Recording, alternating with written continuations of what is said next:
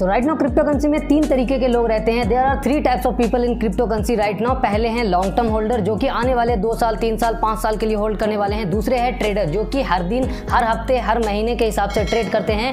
And तीसरे हैं जो कि ट्रेडिंग भी करते हैं और लॉन्ग टर्म होल्डिंग भी करते हैं। एंड यहाँ पे हम तीनों को कवर करने वाले हैं क्योंकि इन्हीं तीनों में से आपका कोई ना कोई कैटेगरी होगा। या तो आप ट्रेडर होंगे जो कि फुल टाइम ट्रेडर करते होंगे, या फिर आप लॉन्ग टर्म के लिए इंतजार कर रहे हैं कि कब आपका पोर्टफोलियो लाल निशान से ग्रीन बन जाए, रेड से ग्रीन में चेंज हो जाए, सो दैट कि आपका पैसा रिकवर हो, आप पैसा बना पाओ। एंड तीसरा है जो कि ट्रेडिंग और होल्डिंग दोनों करते हैं, कुछ पैसे से ट्रेडिंग कर रहे हैं, कुछ से होल्डिंग कर रहे हैं। अगर हम बात करें करंट बियर मार्केट की, तो करंट बियर मार्केट को 1-2 दिन नहीं बल्कि 405 दिन हो चुके हैं। जी हाँ, 1 साल से ज्यादा ऑलरेडी हो चुका है, 405 दिन हो चुका है इस बियर मार्केट को। एंड लोग परेशान नहीं बल्कि बहुत ज्यादा परेशान है। अगर हम बात करें पास्ट के बियर मार्केट की, तो जो पिछला बियर मार्केट था 2017 से 18 वाला, वो चला था एग्जैक्टली 364 दिन। एंड उससे पहले जो बियर मार्केट आया था वो बियर मार्केट नहीं बल्कि बियर स्क्वायर मार्केट था, क्योंकि वो बियर मार्केट 1-2 दिन नहीं बल्कि 2013 से 2015 का जो मार्केट था उसमें 630 दिन का कंटिन्यूअसली बियर मार्केट चला था। बीच में उसी बियर मार्केट में एक बुल मार्केट छोटा सा आया था।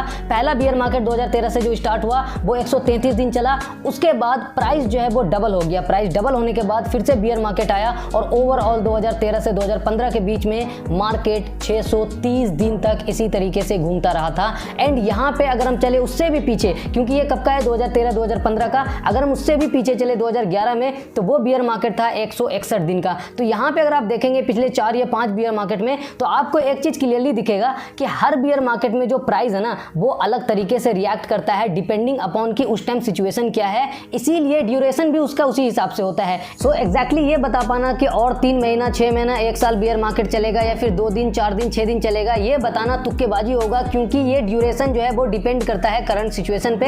कोई खास पैटर्न यहाँ पे अभी नजर नहीं आ रहा है। लेकिन ये सभी जो बियर मार्केट आए, चाहे वो बियर मार्केट 2011 वाला हो, ठीक है, चाहे 2013 वाला हो, 15 वाला हो, या फिर 2017-18 वाला हो, या फिर राइट ना हो, हर बियर मार्केट में एक चीज कॉमन है। और वो कॉमन चीज क्या है कि इन्वेस्टर का जो पैसा है ना वो पानी की तरह बहा है। ये इसलिए नहीं कि मार्केट नीचे आया, बल्कि इसलिए कि उस मार्केट में कई सारे एक्सचेंजेस भाग गए, कई सारे प्रोजेक्ट भाग गए। तो एक्सचेंजेस जब भाग गए तो फिर उनका पोर्टफोलियो वापस रिकवर करने का चांसेस जो है वो 0% इसलिए हो जाता है। मैं अब आपको एग्जांपल देने की कोशिश करता हूं, क्योंकि बियर मार्केट में पैसा बचाना सबसे बड़ा ट्रेड है। तो यहाँ पे मैंने लिखा है कि एक्सचेंजेस बंद होना या फिर विड्रॉल रोकने का डर तब तक बना रहेगा जब तक ये बियर मार्केट चलता रहेगा। लेट सपोज यहाँ पे एग्जांपल की तरीके से समझते हैं, आपका पोर्टफोलियो कितना डाउन है, 95% डाउन है। मान लेते हैं कि आपने 100 रुपए लगाया था, सिर्फ और सिर्फ 5 रुपए बचा है, 95 रुपए चला गया, 95% डाउन है, ठीक है। एंड उसमें आपने 1000 क्वांटिटी डोज खरीदा था। क्या खरीदा था? 1000 क्वांटिटी डोज। एंड यहाँ पे सबसे बड़ा सवाल ये आता है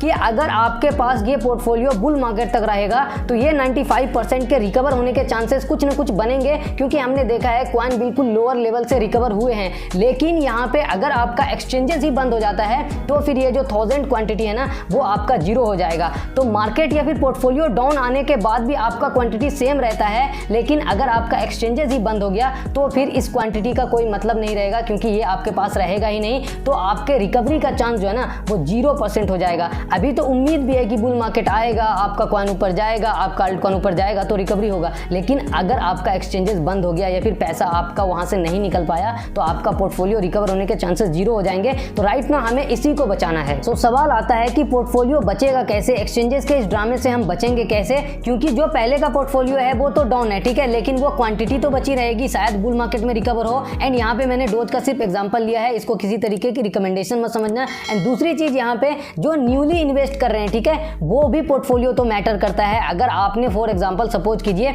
आपने फिर से 100 क्वांटिटी खरीद लिया अभी, राइट, एंड इस उम्मीद में कि 2024-25 में फायदा होगा, एंड अगर वो 100 क्वांटिटी आपने जहां पे रखा है वो एक्सचेंजेस ही डायरेक्टली बंद हो गया, तो फिर आपका 2025 और 24 या 27 जितना भी साल का है वो सपना तो 0 हो गया ना। इसीलिए हमें सेल्फ कस्टडी में लेना है, इसका सोल्यूशन है सेल्फ कस्टडी। लेकिन बोल तो बहुत लोग देते हैं कि सेल्फ कस्टडी में ले लो, इसको समझाते नहीं है। लेकिन आपको मैं ये भी समझाऊंगा आज। वीडियो को अभी तक लाइक नहीं किया है तो जरूर से कर देना, क्योंकि आपका भी मन कर रहा होगा लाइक करने का। सबसे पहले बात करते हैं लॉन्ग टर्म वाले, जो कि लॉन्ग टर्म के लिए होल्ड कर रहे हैं, उनके लिए सेल्फ कस्टडी जो है ना वो मस्ट है। अगर आप सेल्फ कस्टडी नहीं कर रहे हो तो आप अपने पोर्टफोलियो के साथ अत्याचार कर रहे हो, क्योंकि सेल्फ कस्टडी का फायदा सबसे बड़ा ये होता है ना कि आप उसके कस्टोडियन बन जाते हो, कंट्रोल आपका होता है, वो किसी के पास नहीं होता। चाहे आप सेल्फ कस्टडी कहीं पे करें, मैं इसका नाम भी बताऊंगा, कहीं पे करें, लेकिन आपके पास सारी ऑथोरिटी होती है, वो पैसा टेक्नोलॉजी पे स्टोर हो जाता है, कस्टडी आपके पास होती है। अब सेल्फ कस्टडी करना कहाँ पे सबसे बड़ा सवाल आता है। तो देखिए यहाँ पे अलग अलग तरीका है, चाहे आप ट्रस्ट वैलेट पे कर सकते हैं, मेटामास्क पे, कॉइनबेस का खुद का वैलेट है, सेवपाल है, हार्डवेयर वैलेट, लेजर का है, ट्रेजर का है,